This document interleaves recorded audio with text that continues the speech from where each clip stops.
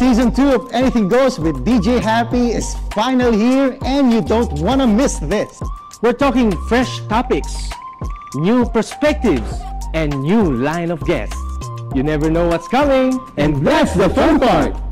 Get ready for anything because dito sa Anything Goes, dito tayo ay masaya at si Lord lang ang bida. Pagpapala pa more and keep the faith, everyone. God bless us all!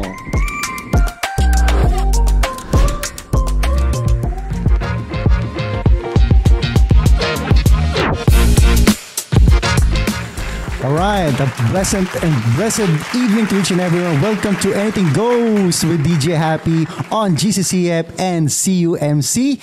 Dito muna. Ayan, kamusta po tayong lahat sa mga nanonood sa atin ngayon sa oras na ito, sa inyong mga tahanan. Kung kayo ay nagpapahinga na ngayon sa araw na ito, Sabado ng gabi po, no? Siguro galing tayo sa ating mga work, di ba? At yung mga nagpasukan na, di ba? Opening na ulit ng classes ngayon, no? From all levels. Siguro kung kayo ay nagpapahinga na sa bahay, you're taking your dinner, di ba? Nagre-relax na kayo, you're having that your favorite coffee, no? Yung mga beverages nyo. So enjoy lang kayo at manood dito sa programang ito.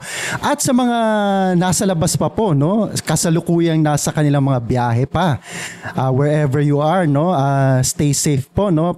Palagi po tayo magpe-pray sa ating Panginoon for safety. At maraming salamat, no, kahit tayo pong lahat at kayo po ay busy sa mga oras ito at patuloy po kayong nanonood at nakikinig sa programang ito na Anything Goes with DJ Happy on GCCF. Kaya sabay-sabay po tayong dito muna.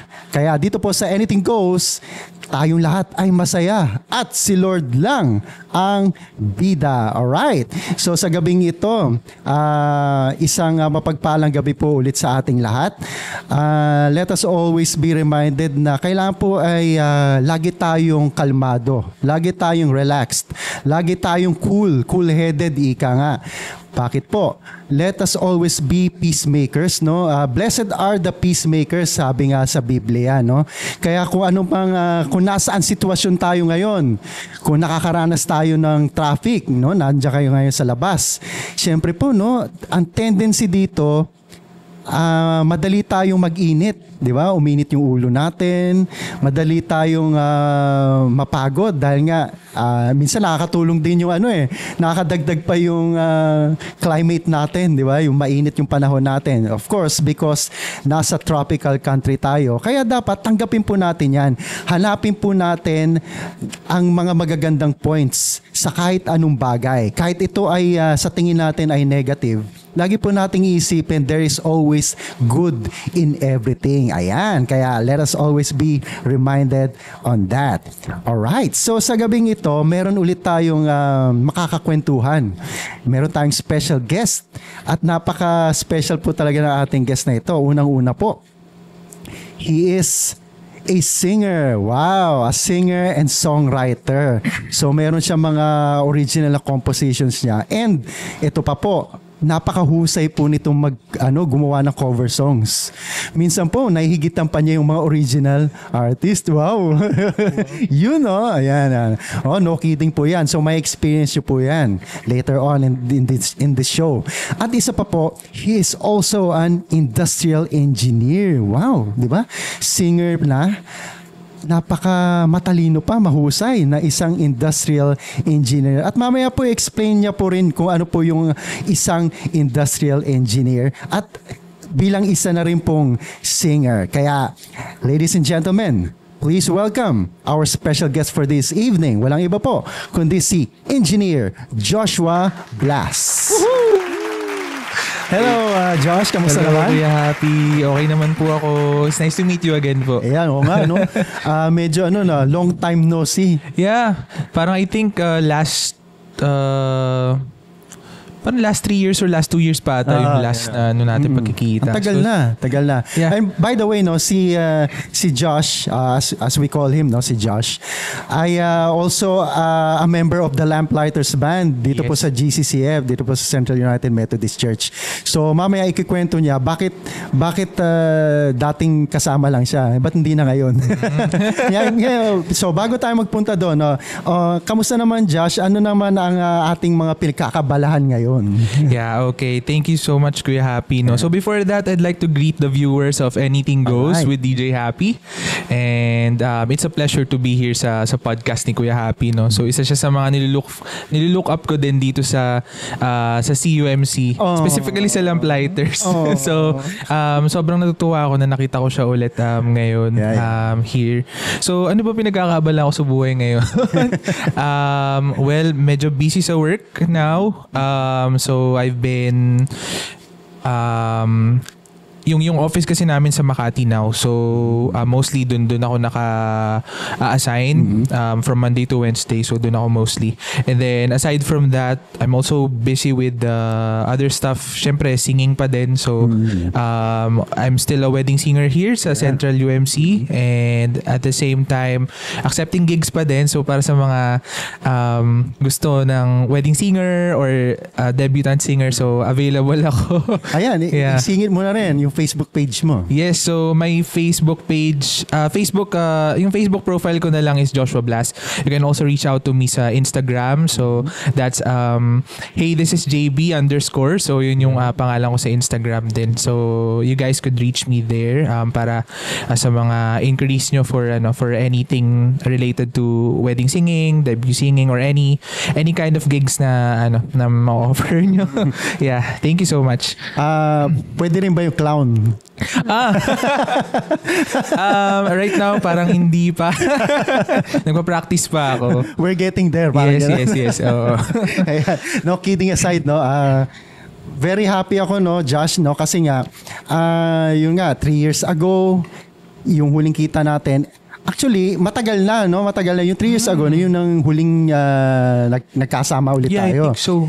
Pero yung nakikita pa kita, you are much younger. Although young ka pa rin, di ba? Ibig sabihin, nag-aaral ka pa noon, di ba? Time. Yes po. Diba? Tama, nag-aaral pa. Si Josh, si engineer, Josh. Thank you. Yan. So, I am very proud, no, kasi noon pa naman nakikita ko that you really love singing. Totoo yan. Yes. At hindi naman totoo din naman na yung, di ba may kasabihan tayo, no, na mahal mo ang music pero yung music hindi ka mahal. Pero si Josh hindi. He loves music, at the same time talagang yung music parang tailor-made para sa kanya. Kuya. Yes. Yung I can ako na yung magpapatotoo. Yeah. Napakaganda po ng boses po ni Josh. Si Josh po, especially yung mga friends niya sa social media, mga followers niya. So napapanood po namin. Marami siya dating yung mga cover songs. Yes. Ang ganda po talaga. Parang akala nga minsan namin to the point na nasa studio siya. Oh, wow. No? Thank you po. Pero di ba sa sa home lang Sa kwarto ko lang po talaga. Kwarto lang yun. Yes. Pero parang studio quality yung voice eh. Sabi ko nga minsan napapaisip ako sana thank you, Kuya Happy. Yeah, true. Okay. Kaya now, yun nga, you really love music. Yeah. Passion mo talaga yan. Nabanggit mo kanina, most of the time, yung madalas ka as wedding singer. Yes. So yung sa pagiging wedding singer, naging curious lang ako. How do you do this? Let's say, of course, wedding singer ka. Do you really have to prepare as much as you can? Tulad yung sa mga songs. Yeah. Kailangan ba memorize mo lahat yung songs kahit hindi mo siya let's face it, 'di ba? May mga songs na hindi natin type eh. Yeah. Totoo 'yan, 'di ba? Hindi natin interest eh. But you have to be familiarized with those songs. So meron ka bang oras sa mga ganon? Yung time to practice? Let's say, umaabot ka ba minsan whole day na ginagawa yun? Okay. For wedding singing kasi, there are two things kasi na ginagawa ko. So, may mga times na I'm a shadow singer. So, meaning, nasa likuran lang ako, hindi ako nakikita ng mga audience. And then, they're just wondering kung nasaan yung wedding singer. Pero hindi nila nakikita kung sino yung kumakanta. So, yung mga times na yon, I usually use my phone. So, halimbawa, may mga lyrics na kailangan ko talaga basahin muna or medyo kantahin muna through pwede yun sa shadow singing. Of course, for things naman na parang nandun ako sa harapan ng mga kinakasal. So, as much as possible, I do my best to study the lyrics then and to memorize it. Pero if in case, then meron ako usually music stand na ginagamit para doon ko nilalagay yung copy ng lyrics and all. Sa pag-aaral ng mga songs kasi, kuya, mostly ang inaaral ko talaga is yung emotion na kino-convey ng song more than the lyrics itself. So, parang for me, mas importante na nako-convey mo yung emotion para syempre mapaiyak mo yung mga kinakasal, di ba? So yung groom tsaka yung bride, yun talaga yung primary work mo or role mo as a wedding singer is to convey the emotions na gusto mong iparating sa song dun sa mga kinakasal. So basically hindi naman ako whole day na nag-aaral ng songs. So minsan kahit sa free time ko lang or while I'm scrolling through social media, pinapakinggan ko na rin yung song. So through that naaral ko na rin yung song. Tapos nire-repeat ko siya pag nagko-commute ako or nagda-drive ako, ganyan. So yun. Pero it's a big plus, no? Halimbawa, yung mapili mong song, yung minsan paborito mo. Yes. Di ba, no? Ang ganda nung feeling nung gano'n, no? Yung swak na swak. One of your favorite songs. Tapos yun yung kakantahin mo. Yes. Na hindi mo na kailangan ng lyrics, yung talaga nasa sistema mo lahat tayo, lahat ng mga may experiences again ang sarap ng feeling nun Tapos yung nabanggit mo kanina, that's very good, no? Yung aside from memorizing the song, mas hinuhook mo yung sarili mo yung sa substance, yung essence, yung lyrics, diba? Yung storya ng song na para yung emotional no, nandun. Tapos sabi mo, para mapaiyak mo yung bride at ang groom. Parang ganito yan dapat umiyak kayo. Pag hindi ka umiyak, hindi. Pati yung mga bridesmaid. Usually mga bridesmaid kasi ladies. Makikita mo yan, di ba? Yung parents nila. Diba? Minsan ganyan na, alam ko na-experience mo to, di ba? Habang kumakanta ka, tapos nakikita mo yung ano, no? So parang nakakatuwa din po, 'di ba? Parang nakakataba ng puso na they're absorbing yung kung ano man yung emotion na pinapakita ko through singing. So ayun, nakakatuwa na makita na happy sila during the wedding while I'm singing. So yun. Very high yung moment talaga no? Very special occasion, wedding, di ba? Tapos ganun, nadi-deliver pa ng isang mahusay na singer. Thank you, Kuya. Wait. Naka-encounter ka ba ng ganito? Yung aside, di ba, merong minsan wedding singer na may kasama ka.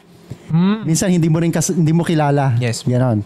Tapos, have you ever encountered na medyo nagkaroon ng sablay yung partner mo? Yeah. Minsan duet, di ba? Minsan duet. Yes, opo.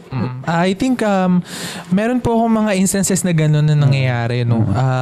Pero what I do po during that time, kasi alam sa practice, okay. Tapos bigla, siguro because of nervousness din ng partner ko, ganyan. Siguro na na-off-key siya. So, ang ginagawa ko is kinakanta ko yung part niya para mag-guide ko siya ulit dun sa tamang key. So, mostly ganun yung ginagawa namin. Para at least, kasi pag nagdo-duet kayo, syempre, alalayan mo din yung partner mo. Saluhan. So, vice versa lang din. So, yun. Ganun yung ginagawa ko, kuya. Meron akong mga instances talaga na gano'n. Hindi naman may iwasan kasi syempre live yun. That's true. Tsaka ito, no, sa mga viewers natin, kahit mahusay ka umawit, kahit nga yung mga sikat na singers mga kilala na mga awit, pumipiyok yan. Yes. Totoo po yan. Kasi minsan, nagiging basehan no, ng tao, magaling ang singer pag hindi daw pumipiyok. No. Kahit nga yung mga kilalang I can't drop names syempre for Pero yung mga kilala natin mga sikat na singers, pumipiyok yan. Ang dami nilang cases, instances, di ba? Mga live na concerts pa nila, di ba? Pumipiyok. So that's to show na normal, no? Yeah. Normal lang talaga. At ang isang singer hindi perfect. Lalo na yung mga, let's say, yung sinasabi na magagandang boses, mga mahusay kumanta. Hindi po So, wag natin masyadong taasan yung standards natin. Yes. Ang importante po dito, nabanggit nga ni Josh na yung lyrics, no, yung substance, yung essence nung particular song ang dapat nating pakinggan, no? Not necessarily lagi yung yung tono ba kung ano ba to, kung nagsha-sharp ba to or nagpa-flat, di ba? Usually ganun no? Tsaka usually, Kuya, pag syempre as a singer, tama ka po doon, no? Not everyone naman talaga, or wala man talagang perfect na singer. So, talagang may mga times na you are not at your best. Pero, sometimes 50% lang mabibigay mo kasi, for example, may sakit ka, syempre, tapos kailangan mo ituloy yung gig. So, hindi maiiwasan. Syempre, tutuloy mo siya, pero you're not at your 100%. And that's okay, diba? Pag mga ganun, halimbawa pumiyok ka, ganyan, siguro minsan dinadaan ko na lang din sa joke or ganyan na, tapos papatuloy lang, diba? So parang ganun, babangon ka lang din. Minsan mapapangiti ka na lang. Huwag mo na lang pansinin. Tapos yung feeling mo, halimbawa pumiyok ka, napapangiti ka, tapos gusto mo bawiin mo. Yes, no. Di ba? Bawi ako, gano'n. Gano'n yung dating nun. Now, eto nga, nabanggit mo yung piyok. Aside sa piyok, ano let's say, magiging medyo masaya tayo na no? Ano yung pinaka parang nakakatawa na naging experience mo bilang isang singer, kahit saan, mapa sa wedding man or other venues na ano yung pinaka unforgettable na experience mo? Unforgettable experience. Funny ba or ano? Pwedeng funny kung yung pinaka-unforgettable. Pinaka-unforgettable. Kasi aside sa piyok, I think mostly kasi piyok talaga yung nangyayari sa akin. Not to brag naman syempre, pero siguro matalas lang talaga din yung tenga ko. So hindi naman ako nag-off-key. Pero yung pagdating sa piyok, yun yung mga sometimes na hindi ko talaga maiwasan. Especially pag mataas yung kanta. So minsan parang akala mo, kaya mo, ganun. Or I don't know, parang minsan kapag enclosed space, tapos kakanta ka ng mataas. So parang minsan parang nare-restrict yung notes na nai-hit mo. Pero pag nasa malaking venue ka, so dun medyo mas nalalabas mo yung mga high notes. So yun, marami ako instances na pumiyok talaga ako. Lalo na nung mga starting pa lang din ako na nagkumakanta. By the way, I joined before, nung bata ako, when I was 7 years old, I joined Popstar Kids audition. So sa QTV yun. So GMA News TV na siya ngayon. And then I auditioned sa SM San Lazaro, dyan sa may Tayuman. Tapos na naalala ko noon is isang Lead Me Lord by Gary V. Yan. Tapos Tapos ang judge noon is si Mr. Danny Tan. Parang siya yung producer sa GMA. So siya yung nag-assess sa mga auditionees. Tapos nung kakanta na ako, parang pumiyok ako ng mga bandang chorus na. Papunta ng chorus. Tapos syempre wala pa ako, syempre hindi pa puberty stage. So medyo mataas pa boses ko. Pero pumiyok ako. So syempre dahil sa minsan sa kaba talaga kasi yun nakukuha. Pero lesson learned yun, of course, 'di ba? Parang pagpatuloy ka, 'di ba? Magpatuloy ka sa pangarap mo, sa dreams mo, syempre. It may not be sa TV, 'di ba? Pero at least nagagawa mo yung passion mo sa singing pa rin. Sa ibang paraan. Yun. So sabi mo, yung pagpiyok mo doon sa part ng chorus. Yes, So, you are my life. Parang gano'n. Yes. Ni-reenact. Kasi sabi mo chorus yun yung chorus niya. Ang mataas nga yun. Mataas. Di ba, yung ding song na yun, meron yung pinaka last part niya, di ba? Yung super birit Yes. Di ba, no? Yung halos, Doon sa may Very dulong chorus challenging. yun eh. Yeah. Yung parang bigla naging a cappella. So, yun, yung mga ano na yun. Yun, nakakatawa siya pag binabalikan mo. Pero, lesson learned din sa'yo, syempre. Yeah. Tsaka, as time goes by, kapag nasasanay ka na kumanta, then makikita mo na nag-i-improve ka din as a singer, di ba? Eh, nawawala na rin yung nerves mo na katulad ng Ayun. dati. True. Yun. Ano yun yung the more yung mga errors, no, mistakes Yeah. na mga na-experience mo, yun yung nagpapatibay sa iyo Yes. Totoo yun. That's true. Kaya hindi talaga siya normal na let's say you're a singer, you're a musician na hindi mo naranasan yung ganyan. Hindi siya normal, no? I think walang ganun Yes, wala naman po. Kasi wala kang improvement kung di ka dumaan sa mga ganyang experiences, no? Yung mga pumipiyok, yung mga napatayan ng mic. Yes. Yun nawala, di ba? Nawala yung mic. Tapos nawala yung music. Minsan gumagamit tayo -1, di ba? Nawala yung music, ano? Biglang ikaw na lang. Yeah. Speaking of that po, meron akong naalala na instances na nakakatawa to kasi Mother's Day special yun dun sa church na yun. Tapos I get to sing. Cinema kasi yung setup. So sa loob ng cinema kami nagsiservice. Tapos nung time na yun, kakanta ako ng You by the Carpenters. Yung You are the one. Tapos parang first verse pa lang, mag-You pa lang ako, biglang namatay. Biglang nag-brown out sa buong mall. Tapos wala na ako ng mic. Tapos wala akong makita, ganun. Tapos sabi ko doon sa kasama ko nagigitara na, bro, ano gagawin natin? Tutuloy ba natin? Ganyan. Tapos nakikita ko yung iba, mga kasama namin na nag-on ng flashlight. Nagawa na lang sila, tapos kumakanta na lang sila. So, ayun, isa yung sa mga nakakatawang instances na parang sumakto na, kakanta pa lang ako, biglang nag-brown out, nag-black out sa buong mall. So, ayun. naging concert mo na talaga. Naging concert ko na. Ito pa naman, sabi mo, first verse pa lang. Yan pa naman yung pinaka-crucial sa isang kanta, di ba? Yung unang banat mo. Yes. Di ba yan yung mag-ano sa'yo magde-determine sa'yo, yung make or break. Yeah. Yung unang banat mo, di ba, usually. Pero sa totoo lang minsan yan yung yan yung Achilles heel ng mga kumakanta. Yung pinakauna, parang most of the time, hindi yun yung best no? Yeah. Yung biglang pasok. Ako na-experience ko rin yan no? Very, minsan lang talaga yung parang sa tingin mo lang yung para sa yung perfect yung pasok mo di ba? Pero most of the time parang hindi siya 100% Yes. Yung sa iyo yung sa pananaw mo. Kaya very crucial pa. Yung pa nawala yung mic pati yung kuryente.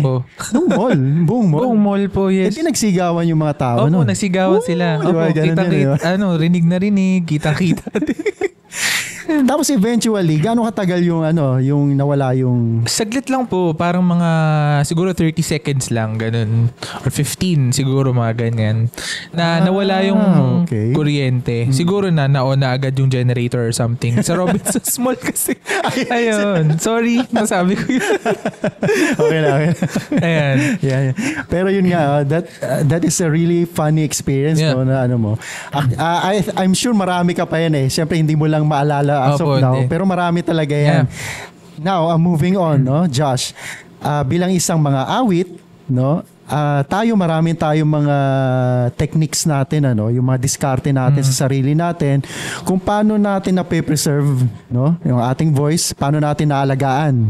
So, ikaw bilang si Josh, no? Wow. Ano yung pwede mong i-share sa ating mga viewers na let's say, aspiring singers din sila na gusto nilang na suitable sa iyo na pwede mo ma-share na para magamit nila to yung preserve their voice, no? Okay. Alagaan. Okay.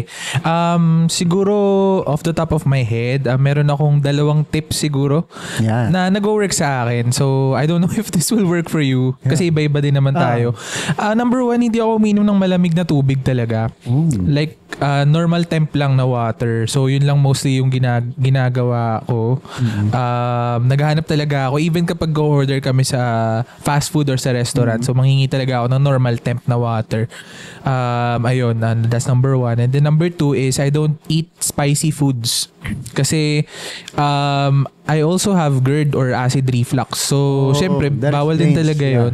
So, isa yun talaga sa tip ko na maibibigay, no? And at the same time, wag sumigaw. Like you don't need to shout naman, 'di ba? And of course, hindi naman din dapat talaga sumisigaw, 'di ba? So, isa 'yon. Syempre preserve mo yung voice mo through parang malumanay ka lang at magsalita, and at the same time pina-preserve mo na yung voice mo through that also. So, ayun. So, drinking normal temp water. Not warm water. Kasi minsan nakakawalang gana din pag warm water ang iinumin mo. Yeah. Tapos, lalo pag mainit. Tapos, number 2 is yun na don't Pero eat yung too mga much hot spicy beverages like coffee, yung hot, okay lang yun. Coffee po, since I have acid reflux, hindi rin po ako Ay, nga pala, nagko-coffee. hindi rin pwede. Yan. Pero okay lang naman po yun sa mga walang GERD or So, acid hindi ka reflux. pala, hindi ka pala fan ng mga, let's say, yung mga milk tea. Milk tea, before po nung college ako, palagi yun. Yun po yung mga time na yung mga era na laganap ang milk tea. Kasi malamig yun. Opo, yung mga 2019, Yeah. 2018, ganyan. Pero ngayon po kasi parang mga tao, I think they prefer coffee. Kasi di ba maraming cafe, ganun. Yeah. Mga aesthetic na cafe, ganun. So, ayun. Okay lang naman yun kung wala kayong specific na sakit. Pero kung as much as possible, kung singer ka tapos meron kang acid reflux or GERD, so better to stay away from the foods na acidic, That's right. ganun. At saka magbibigay sa'yo ng something bad for your voice din. Kasi mahirap ang may acid reflux kasi madadamage din yung vocal cords mo pag hindi mo siya naagapan. Kasi umaano siya. Yes, umakit siya. Ayun. Yun lang yung tips ko for Ayan. That's a good advice from our guest, si Engineer Josh. Pero case to case to, Yes, case to case basis. Ngayon, ang point dito, so let's say tayo yung may talent, na singing, paano natin maalagaan yung sarili natin? Tayo rin ang makaka-discover niyan. Kanya-kanyang diskarte. That's true. Although, meron mga voice teachers, di ba? Yung mga, tinuturo nila yung mga ways, to preserve your voice, alagaan mo. Pero you can also try that. Pero lagi natin tatanda, case to case yan. Yes. It may work for you or it may not. Kaya kailangan talaga i-discover mo din ano yung suitable sa'yo. That's true. Now, Josh, sa health naman yan ng ating voice. What about, let's say, bago ka umawit sa isang event? What about yung pag-maintain mo ng boses mo, yung how you preserve it? Ano yung mga pro tips na pwede mong i-share sa ating mga viewers na, let's say, meron dyan aspiring musician or singer, Baka may mapulot sila sa iyo, yung mga diskarte mo na para alagaan mo ang iyong vocal cords. Yeah. Yun. Aside from yung mga tips na sinabi ko kanina, siguro kapag bago ako tungo dun sa event, halimbawa for a wedding or for a debut, so I usually use throat spray. Throat spray talaga yung nilalagay ko sa throat ko. Tapos before din ako kumanta, like pagtatawa bago ako tawagin nung host, so naglalagay ako ng throat spray sa throat ko to calm my throat. Ayun. Kasi madalas may mga sumasabit, ganun. So para mawala parang yun. may parang may matigas. Yes. So throat spray tsaka water lang talaga. Yun lang naman talaga yun. Kailangan i-hydrate mo talaga yung throat mo, kasi yun talaga yung pinakakailangan mo for the event itself. So, yeah. Ito pala, madagdag ko, Thank you so much sa shinare mo, Josh. Madagdag ko lang din to, If you are singing, yung madalas ka na kumakanta, stay away po. Let's say, yung before ka na umawit, huwag kang kumain ng marami. Let's say, galing ka sa party. Yes. Huwag ka munang kumain ng marami. Save your eating after na tapos na yung pagkanta mo. Lalo na, stay away from soft drinks. Big no-no po yan. Bago ka kumanta, magso-soft drinks ka. Yes. Good luck. Tama yun, Kuya Happy. Yun yung nakalimutan Good kong luck. tip. Oo, Yeah, yun, isa din yun sa routine ko. Hindi ako makain bago ako kumanta. That's true. So, Ang hirap. halimbawa, pag sa reception ako kakanta, reception part, yung kainan na part na program. So, inaantay ko talaga matapos muna ako bago ako kumain. Pero minsan, di ba, syempre, alukin ka yung mga hors d'oeuvres, yung mga finger foods. May mga ganun eh. konti lang, okay lang. Konti lang, Huwag no? lang sobrang busog kasi mahirap. Pwede mo sabihin mamaya na po yan. Yeah. Wait lang. Pati mga dessert, mga matatamis, di ba? Ayan, oo, Yeah. mga sweets. No. Tsaka isa pa po, wag po tayong magpupuyat. Lalo yes. na yung the day before na Yes. yung gabi na yon, wag. Well rested ka dapat. Well rested dapat. Kasi yung boses mo, parang siyang parang ayaw mag-connect. No? Ayaw mag-connect eh. No, ganun talaga eh. Ayun yung limitations din natin. Kaya kailangan maingat tayo. That's yes. true. Kaya thank you so much, no, Engineer Josh, sa yung Thank you mga din pro po. tips. Thank no? you. How to maintain your voice na pagiging isang mga awit. Yeah. No, ito hindi to kailangan na isa kang professional na singer. Kahit yung basta you love singing. Yeah. Ito ay pag-aalaga mo sa sarili mo eh, di ba? If you, let's say, we're not growing younger, di ba? Totoo naman yan eh. Lahat tayo patanda. Kung yan yung talent natin, singing, it's our responsibility, no, to take care, no, of our throat, our vocal cords, Yeah. no. Hindi lang po yan dyan eh, lungs. Kasi dyan gagaling Yes. yung hangin, diaphragm natin. In general, take care of our body din Yes. talaga. Kaya ngayon po, yung nababanggit po kanina na ni Josh, no, yung mga shinare niya, lahat dun eh, puro makikita mo yung responsibility niya sa sarili niya. No, na as a musician, as a singer, na paano niya kailangan ingatan niya. Kasi ginagamit niya to eh. Hindi lang po sa church eh. Ginagamit din niya to, of course, outside, no? As a, yung ibang sa papamaraan. Ngayon, dahil dyan, Josh, ano naman ngayon ang may papayo mo sa ating mga viewers, no? Let's say, lalo yung mga kabataan, no, na maraming napapanood sa social media na mga singers na ganyan, na gusto nilang gayahin, gusto nilang maging katulad nun. Ano yung mapapayo mo sa kanila na bilang isang budding or aspiring singer, na pag dumating sila sa point na yon, do they have to be the same ng mga person na ina-admire nila? Or they have to be themselves. To be themselves na lang talaga. Yeah. Okay. I believe kasi yung sa pag-imitate, it's a form of flattery, of course. Yeah. Pero at the same time, dapat tinahaluan mo din ng flavor mo, yung sarili mong version or sarili mong flavor. Kasi bawat isa sa atin, we are created unique naman, 'di ba? So, syempre yung voice natin is also unique, 'di ba? Kumbaga, meron tayong something na may offer na hindi ma-offer ng mga iniidolo din natin or yung mga not idol, sorry. Mga Ina-admire. mga nililook up yan, mga ina-admire na mga singers, 'di ba? Na mga sikat. I truly think na magsa-stand out ka amongst the rest kapag you are doing it on your own. Yeah. Kumbaga you're doing your own version, you're doing your own style, hindi ka gumagaya, 'di ba? Kasi parang halimbawa kapag ginaya mo yung isang specific singer, 'di ba? Parang what's something unique about you, 'di ba? Na para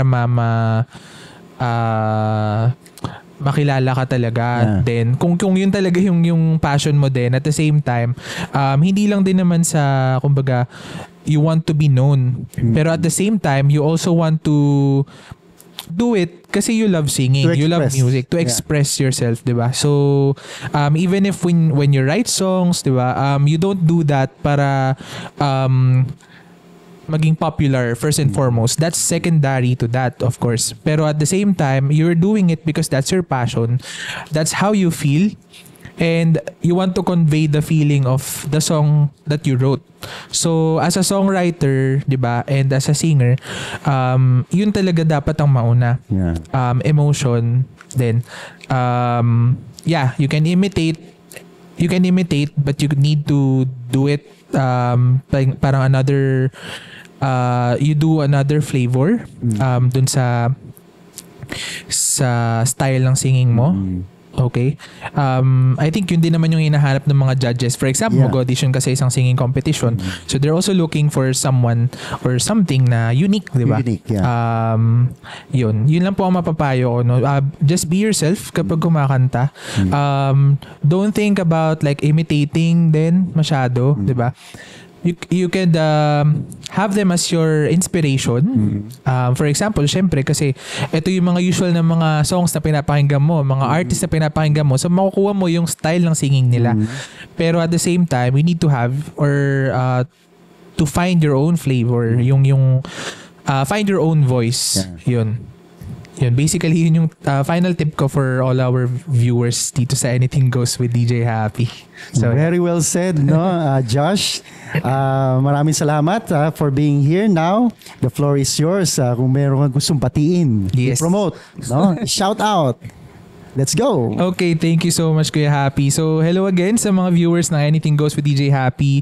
So, if you want to reach out to me for mga wedding events or debut events or any kind of events that you need a singer, so feel free to reach out to me via my Facebook profile, Joshua Blas, BLAS, and then on my Instagram account, hey, this is JB_. And before I end, I would like to greet my family, of course. So yung mama ko and yung kapatid ko na nasa bahay ngayon, kasama yung dog ko, si Shadow, who celebrated his birthday kahapon, 3rd birthday. Uy, happy birthday. Yeah. And then my dad also na nasa ibang bansa ngayon. So I hope you're always safe and we're always praying for you. And then binabati ko din yung mga friends ko sa college, sina Andrea, si Jasper, si JM, si Jean, si J. Marie, si Mariel, si Charlene, and then my workmates. Naku, baka may makalimutan. Yeah, baka may makalimutan ako. Sorry na po, si Rafael.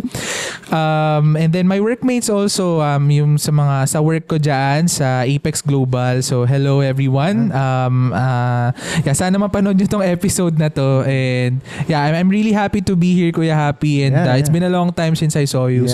Thank you so much, everyone. Thank you. Now, the moment that we've all been waiting for. Ito na po. Aawit na po ang ating special guest for this evening, si Engineer Joshua Blas or Josh. At siya ay magbibigay sa atin, maghahandog ng isang very special song. So Josh, ano tong song na to? Yes, Kuya Happy. So I'm going to be singing Rainbow by South Border. Wow. So yung song kasi kaya ako siya pinili for today's podcast session is isa siya sa mga important songs ng life ko, no? And I believe makaka-relate din yung mga audience dito. Yeah. Specifically dun sa lyrics na there's a rainbow always after the rain. So I think this would tie up with the episode that we're going to have today also. And yeah, later on ma-realize nyo kung bakit ko siya pinili din talaga. It's a song of hope and it's a song of like even after the struggles you've been through, there's always a rainbow after the rain. So yeah. All right. So ladies and gentlemen, a special song from our special guest, Joshua Blas. He will sing to us Rainbow by South Border. Cover na po ito.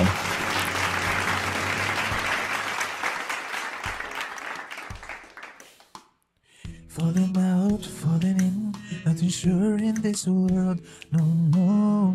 Breaking out, breaking in, never knowing what lies ahead. We can really never tell it all, no. Say goodbye, say hello to a lover or a friend. Sometimes we never could understand why some things begin then to stand. We can really never have it all. no, no, no, no. But oh, can't you see that no matter what happens, life goes on and on.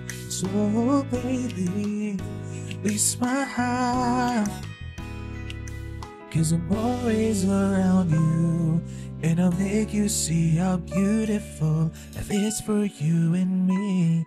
Take a little time, baby, see the butterflies, colors, listen to the birds that were sent to sing for me and you. Can you feel me? This is such a wonderful place to be. Even if there is pain now, everything will be alright. For as long as the world still turns, there will be night and day. Can you feel me? There's a rainbow always after the rain. Oh, hidden high, hidden low, win or lose you should go, yeah. Getting warm, getting cold, weather could be so good or bad. But baby, this is life, now don't get mad. 'Cause oh, can you see that no matter what happens, life goes on and on, and so baby, just smile, 'cause I'm always around you, and I'll make you see how beautiful life is for you and me. Take a little time, baby, see the butterflies, colors, listen to the birds that were sent to sing for me and you. Can you feel me? This is such a wonderful place to be. Even if there is pain now, everything will be alright. For as long as the world still turns, there will be night and day. Can you hear me? There's a rainbow always after the rain. Life's full of challenges, not all the time we get what we want. But don't despair, my dear. You'll take each trial and you'll make it through the storm, 'cause you're strong. My faith in you is near.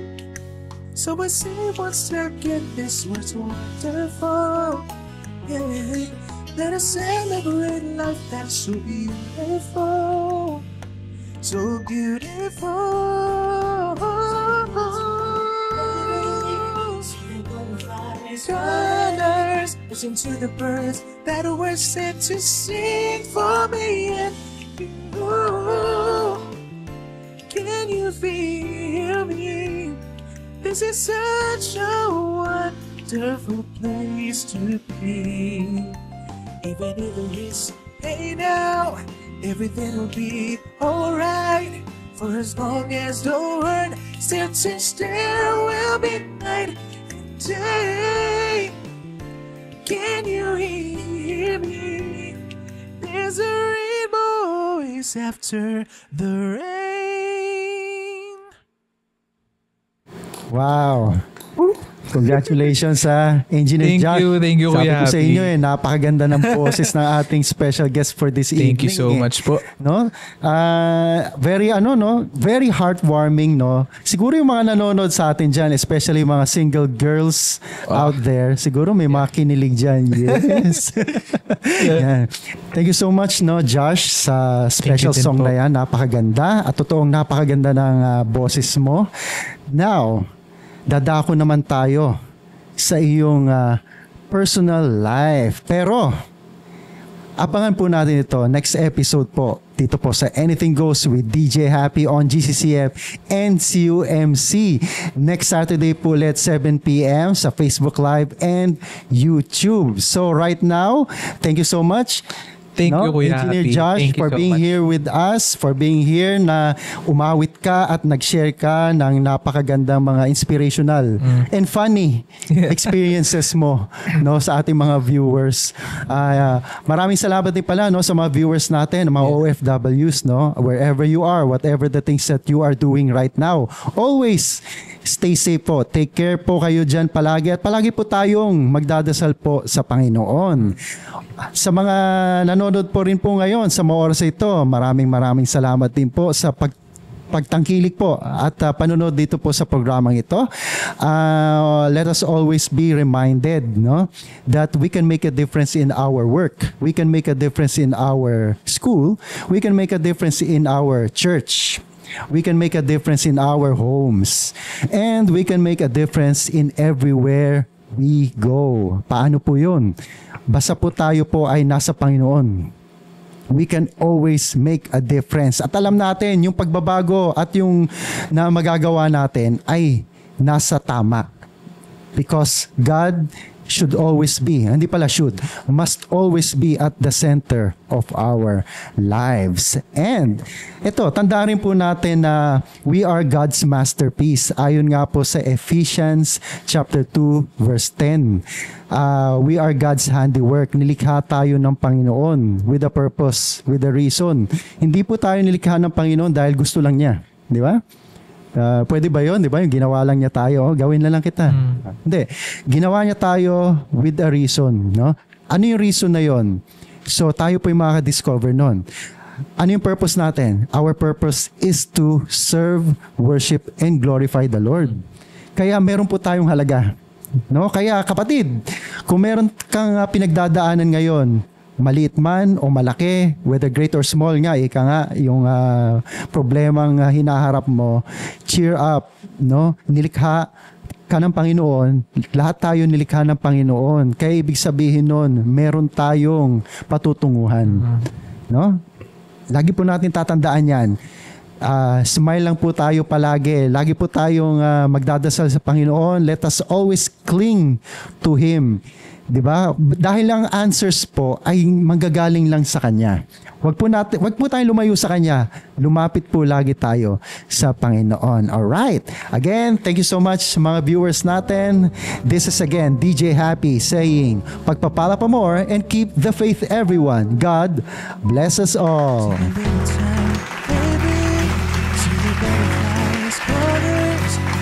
To the birds that were sent to sing for